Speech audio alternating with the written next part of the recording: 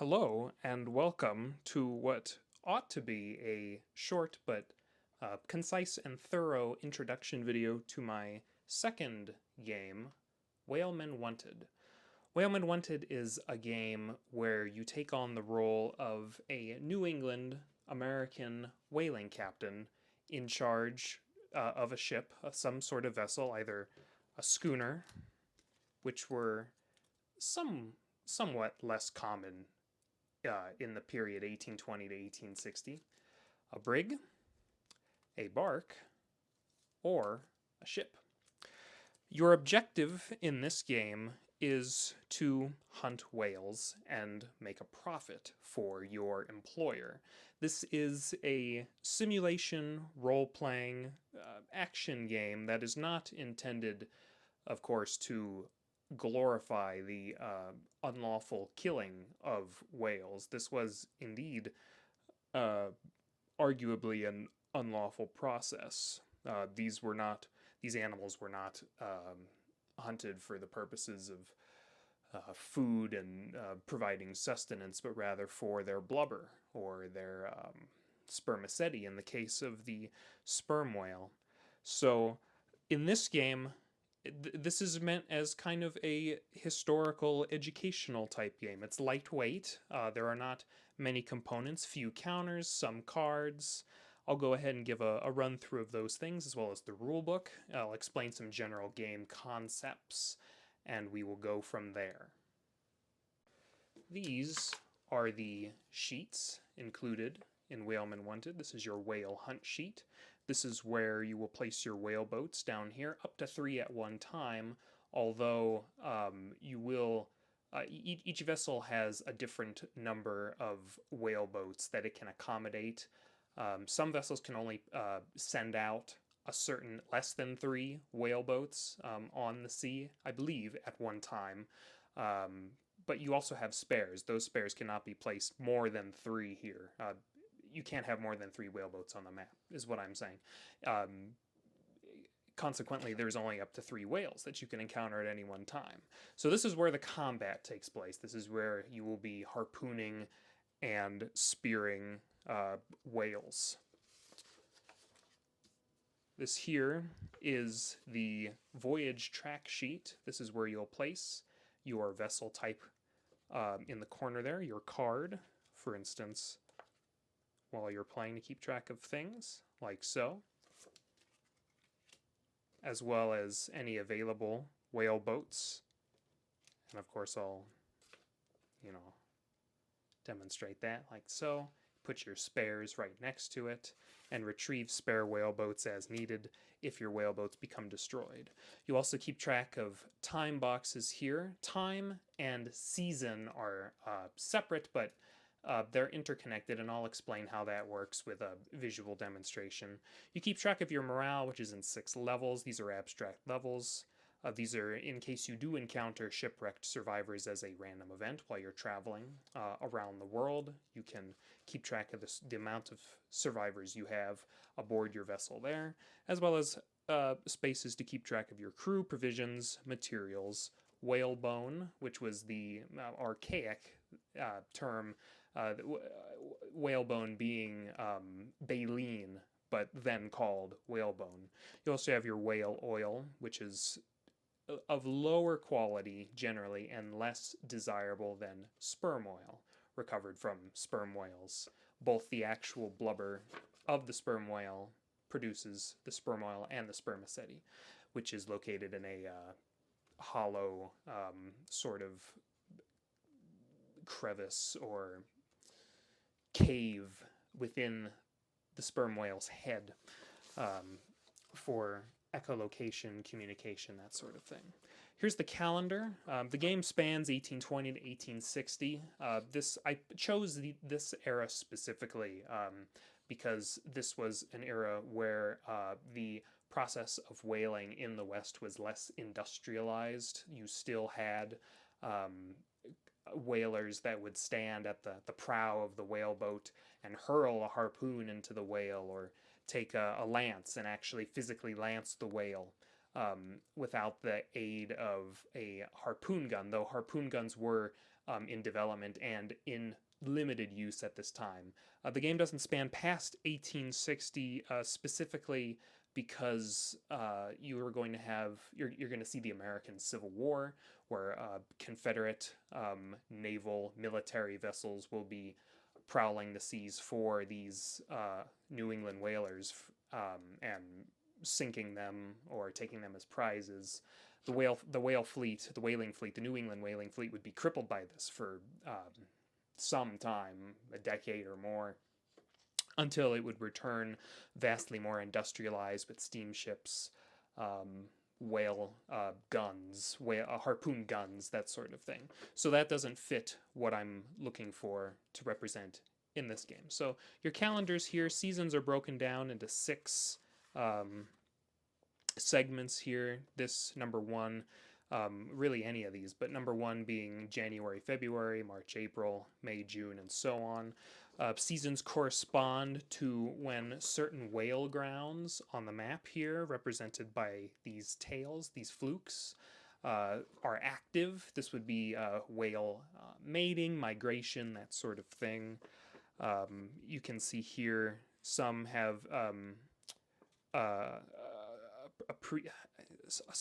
can't think of the suffix or some of these numbers here. You'll see a W. This is for white whale tails or black whale tails. This shows you when these tails are active on the map. Some are half and half, meaning that white would be active at that time or black would be active at that time. You can be there in multiple, these would be active in the corresponding seasons. And you just, the way that this would work is you take a pencil, and as time goes by, as the seasons go by, you just cross these out and print out a new calendar as needed.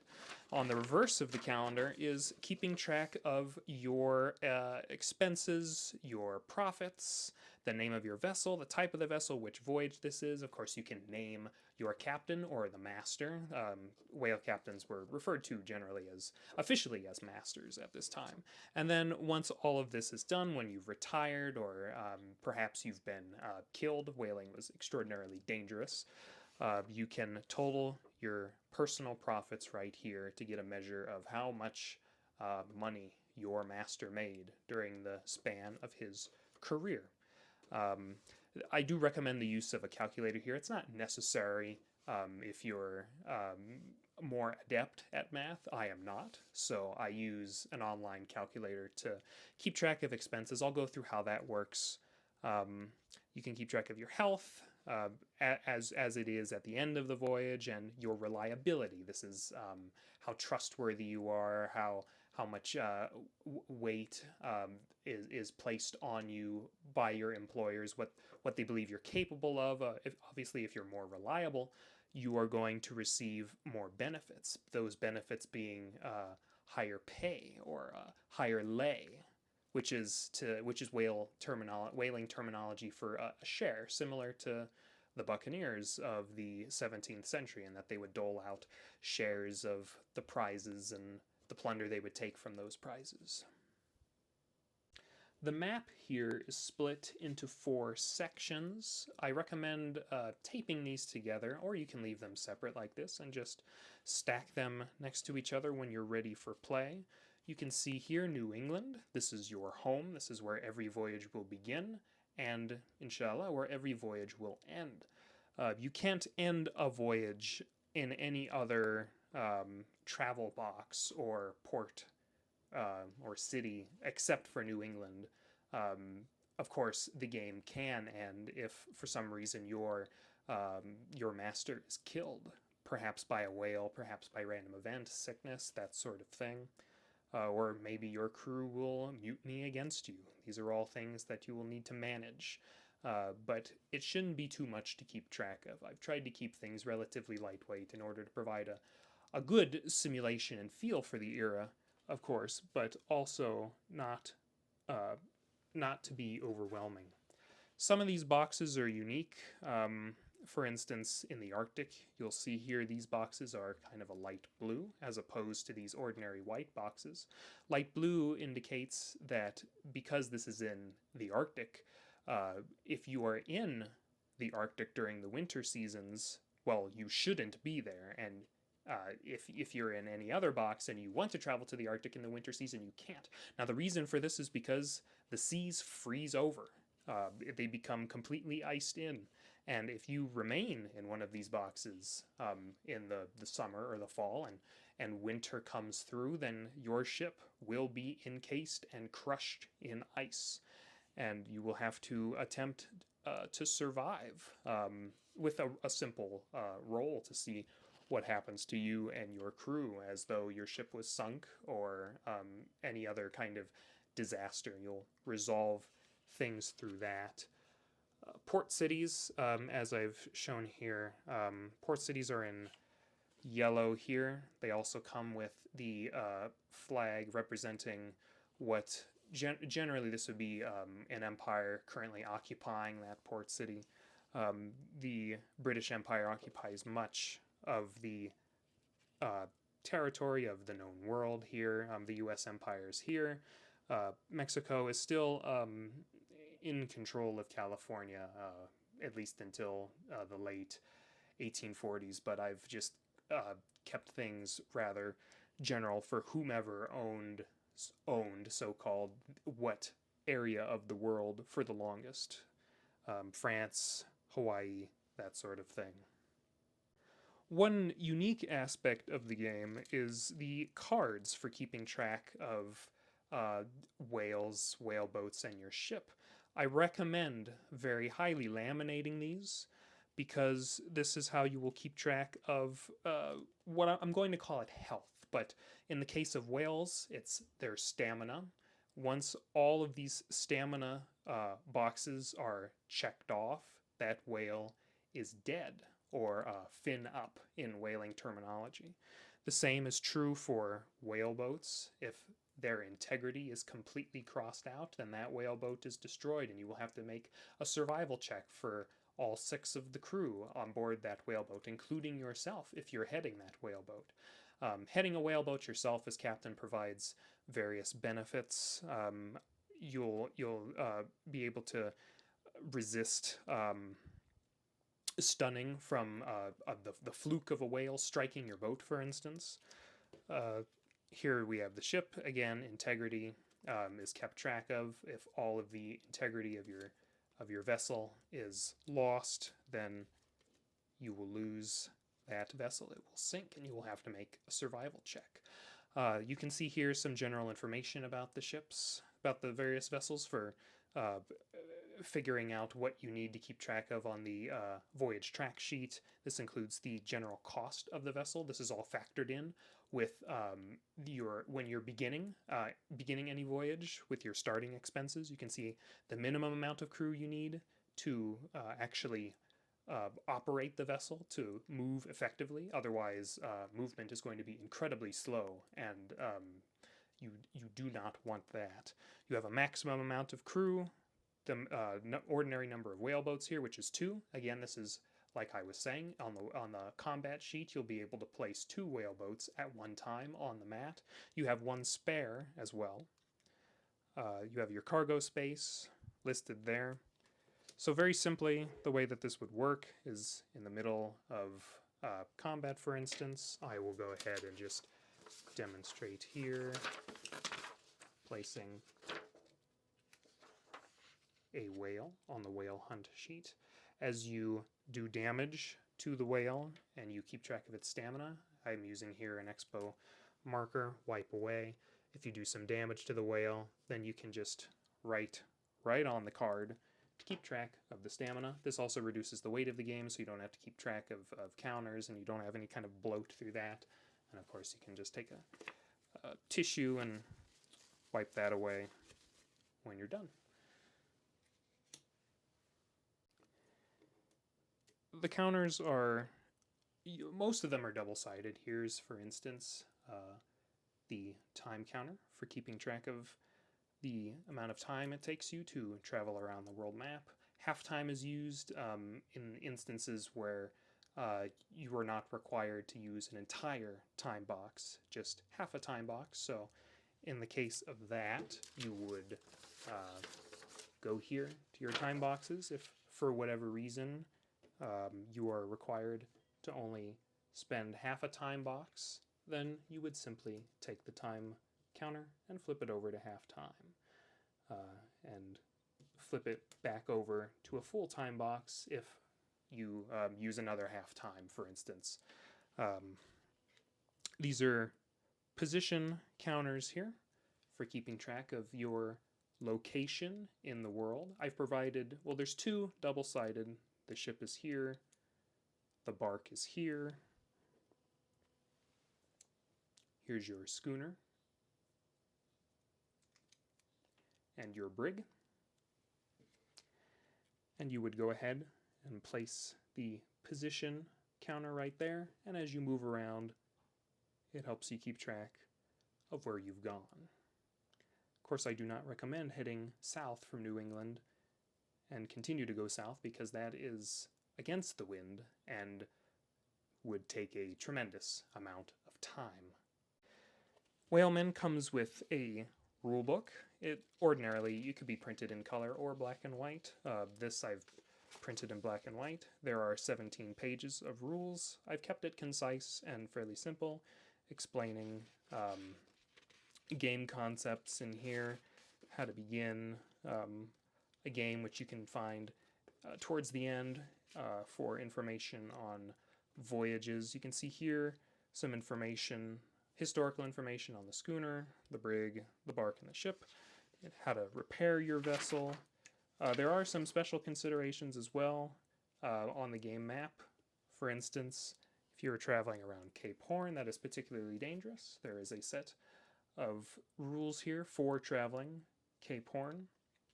And travel in general is modified. The time that it takes is modified by the prevailing winds. You have, if you travel in the direction with a green arrow, like so, to any of the boxes, any box here that comes out of a green arrow following this red line, then that would take one time box, for instance. A blue arrow would take 2 time boxes, or no arrow would take 2 time boxes. That represents an area where there's not any one particular prevailing wind if there's no arrow. And then traveling with a red arrow takes 6 time boxes, which is akin to about a month of time. When you begin a voyage, if this is your first voyage, then you can start at any time that you desire on the calendar here. You have a maximum number of 20 voyages that you can undertake, but historically most whaling masters completed, at least half of them completed no more than 2. Most of them did 1.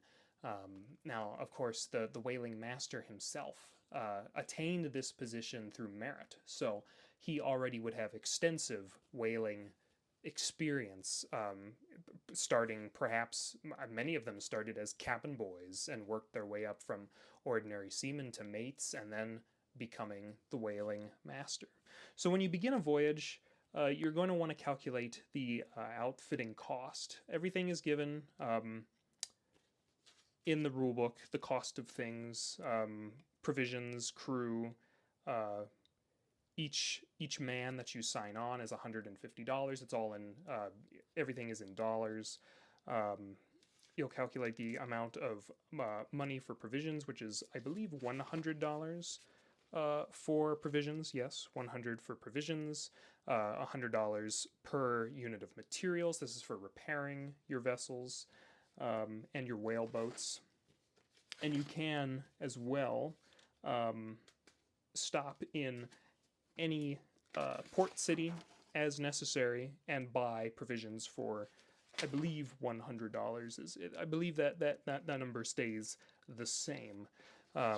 So you will go ahead and add the amount of provisions and the crew that you want to take with you. You will assign yourself a random vessel. You'll be working for an employer who will give you a vessel. You'll roll here with 2d10s. The game is played with 2d10s, so if we were just beginning here, we have rolled 22, so if we're starting in 1820, we would begin with a bark. You'll determine your destination in the same way. This is where your employer would like you to go. You cannot hunt anywhere else voluntarily. If you do encounter whales as part of a random event, then you can hunt those, but you can't spend a season hunting. Hunting requires a season to pass. Right here, you would mark down in pencil, 1, 2, and so on, if you're hunting for whales. So you would determine where you need to go.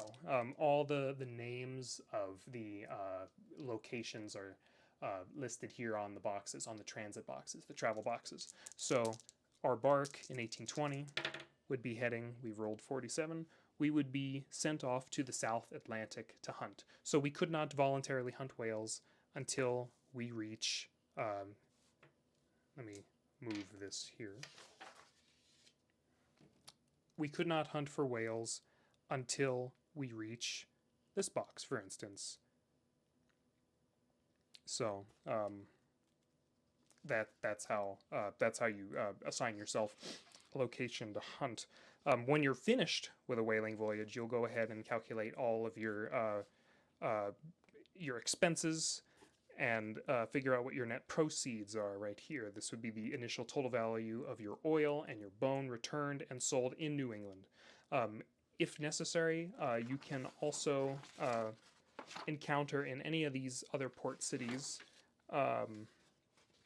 you can drop off a certain amount of whale oil, sperm oil, or bone to another New England whaler. This was an implied ship that would be heading back to New England to free up some cargo space and make some money while being able to remain on a voyage for longer. Now, voyages ordinarily for a ship anyway, for instance, could last 4 years, 5 years. So you would be at sea for a tremendous amount of time. Here are the tables. There are not many. The basic sequence of play is moving from each transit box. You roll on the travel event activation table, and this tells you where you would need to go. So if you moved to this travel box right here, after marking down the amount of time that would take, you would go ahead and roll your 2 d10s. We've rolled 89, which does give us event. Sail ho, comes a shout from aloft. The shape of a vessel has appeared on the horizon, and this tells you to look at note 3, which is to resolve on the ship encounter table. So from there, you would go to the ship encounter table right here. You would roll. We've rolled 7, which means that we have discovered a vessel in a very bad way. It's damaged. When we come within hailing range, its master has told us by yelling from the deck that his vessel was damaged in a squall, and he needs help. Now, we can give him 4 materials, if we have them, for $1,000 each. Or we can just simply give them to him and get +1 morale each. This is your decision. So that's how travel works in resolving events. You can there are certain, again, when you're traveling through Cape Horn, for instance, you're going to need to use the Cape Horn travel table. This is a second roll made after the ordinary travel box travel event activation table. You would roll for whatever needs rolling there, and then roll on the Cape Horn travel table every time you transit the Horn. Now, the Horn becomes more dangerous at certain times of the year, so it's best to plan your voyages accordingly. You have your whale encounter table. If you do encounter whales, if you're hunting for whales, then you would go ahead and make a roll for if you encounter whales or not. This is modified by what the season is, how long if you're over hunting a whaling ground, and then you have your rolls for activating what species of whale. There's the sperm whale, the humpback, the right whale. There are multiple subspecies of right whales, but I've condensed it into just the right whale. And then there's the humpback whale and the bowhead, the gray whale. Let me go ahead and show you the whales just real quick. Give you a demonstration. Everything that's here. bowhead whale. Each whale is different as well. They have different abilities, different methods of defending themselves. They have different levels of stamina. They also yield different amounts of oil or bone depending on the type of whale. The sperm is the most desirable, but also the most dangerous and the most aggressive. In addition, the gray whale is also particularly aggressive as well, but the sperm whale, you really could say, is the bane of the existence for the whaler. Highly desirable for its sperm oil, its spermaceti, but very aggressive and capable of defending itself and killing whalers who attempt to unlawfully kill the sperm whale. On the reverse, we have the humpback here, and then the right whale right here. And again, there are multiple subspecies of right whale, but I've kept things simple by simply referring to it as just the right whale. When you're finished hunting, if you've had a successful hunt, this is explained in the rules what a successful hunt is, which is all whales are dead, and there's at least one whaleboat that you have that is still on the combat mat, as otherwise that is a failed hunt, and you cannot recover any spoils. So in doing so, while you're in combat, you generate the actions of the whales right here. Different whales have different abilities. You'll see here, for instance, if you roll for a breach action, this would be the whale leaping out of the water and coming down on top of a whaleboat or near a whaleboat, for instance. This can only be done if the whale's stamina is above half of its stamina, or if it's submerged. It has to be submerged. And if it is a humpback, only the humpback can do this. As you can see, if it's a sperm whale, then you treat this as a thrash action instead, which is right here. That's explained in the rules, how much damage the breach or the thrash does, that kind of thing. These can also be mitigated by being what's the term? Fastened to the whale through the use of a harpoon. You can mitigate certain things, but you can also take damage. For instance, if you're being pulled along by a whale and you're fastened to the whale, and that can cause serious problems. So whaling is extraordinarily dangerous. Here's your whale products generation table. You roll your 2d10s here. There is a 3% chance that you may have a situation such as those whalers of the whale ship Essex in November, I believe, 1820 had, where you can be charged by a bull whale. And that bull whale does 1d10 damage to your vessel, which may sink your vessel. So in playtesting, I've rolled that once. We were miraculous to survive with 1 integrity left, so you want to be wary of that. Here's your mutiny results table. This is, of course, if your morale drops atrociously, you're going to want to avoid that. You'll roll for wounds after every whale combat. Even if the whale combat was a success, this represents accidents occurring. Maybe a crewman accidentally, or you fall on your lance or something to that effect. And this is if you're heading the whaleboat. If you don't head the whaleboat yourself, if the master is not actually on a whaleboat involved in this hunt, then he does not have to check for wounds. So it's give and take. But if you are involved, then you give bonuses to your whaleboat that you're heading. Here's the voyage fate table, this being if your ship is lost and you have to see what happens to yourself.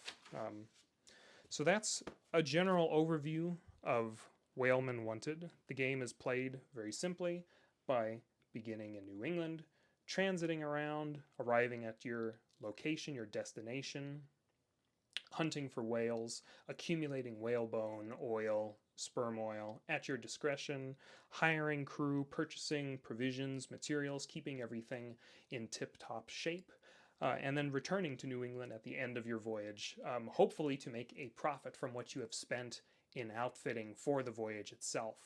I will pull up some statistics real quick just to give you an idea of how much money you could spend at the beginning of a voyage, preparing for that voyage, how long a voyage could take, and then the proceeds that you make at the end, and your lay. So as a simple example, my playtest whaling captain, William A. Spice, uh, began a voyage in 1845 in early September, and he ended that voyage in mid-March 1848. He was assigned to a ship, which I named the Rebecca Sims, and his employer, his owner, the ship's owner, requested that he travel to the South Pacific. Outfitting in total, this would be for provisions, materials, and crew, as well as the cost of the ship itself. This takes into account harpoons and lances and rope and every single item that you would need on a whaling voyage. Totaled $20,200. During the course of the voyage, he spent a total of $2,850, which does come out of the net proceeds at the end of the voyage when making that final calculation. He also lost 7 crewmen who died on this voyage. One drowned and 6 others, they all drowned actually. One in separate hunts. All 6 were actually lost by having one of the whaleboats destroyed in a hunt against sperms in the South Pacific. So his gross proceeds when he returned to New England with his whale bone, whale oil, and sperm oil was $68,720. Minus the expenses that were accumulated on the duration of the voyage, he made the net proceeds amounted to $65,870, and his lay, which I will go into the rule book real quick here, show you how lay works. This is the specific amount of money that you actually will receive. Every crewman received a lay or a share of the profits. It was based on similar to the Buccaneers, as I believe I have said. Your pay is based on how well you hunt. So as the master, you are entitled to a certain amount of the net proceeds. If you have dependable reliability, and reliability changes depending on how well you've done on certain voyages, and if you're starting new voyages, that carries over. Likewise, if you do poorly and your reliability suffers, that carries over to additional voyages. So dependable reliability gives you a 1/13th share or lay of the net proceeds, 1/16th for fine, and 1/20th for uncertain. So it's best to have a dependable reliability. You will receive the most money. And for people like me who are not particularly adept at math, I've just explained that to calculate your lay, you simply divide the net proceeds by the bottom number of whatever your fraction is of the lay. So if you make $65,000, you just divide that. If that's your net proceeds, you divide that by 16, and that's your lay as captain. If you have a fine reliability, which is fairly good reliability to have. So his lay then, since the net proceeds were $65,870, he made $4,528.56, which is a very profitable thing. And because his net proceeds were $65,870 and his outfitting costs were $20,200, that is a significant profit for his owner, for the ship's owner. And because he made so much money, I believe he also received a bonus. Yes, bonus payment. If your vessel's owner's share of 70%, the owner always takes 70% of the net proceeds. If that 70% exceeds the outfitting costs by 2 times or more, then you multiply your lay, your profit. After not your lay, but after you've calculated your profit, you multiply that by $1.1. So you get a bonus for doing that. And you can also increase your reliability by having a particularly successful voyage. So that is a general overview of Whalemen Wanted. This is historical. I think it's fun. I think it's fascinating. It's an interesting period of something quite gruesome, truly. So I hope that this has been informative, given you a fairly good idea of what is contained in the game. Of course, if you have questions, you can ask them in the comments, and inshallah, I will get back to you as soon as possible, very, very quickly. We're also I'm on Board Game Geek as well. You can ask there. And I suppose that will do it. So thank you very much for watching this and for your interest in Whalemen Wanted, New England Whalers, 1820 to 1860.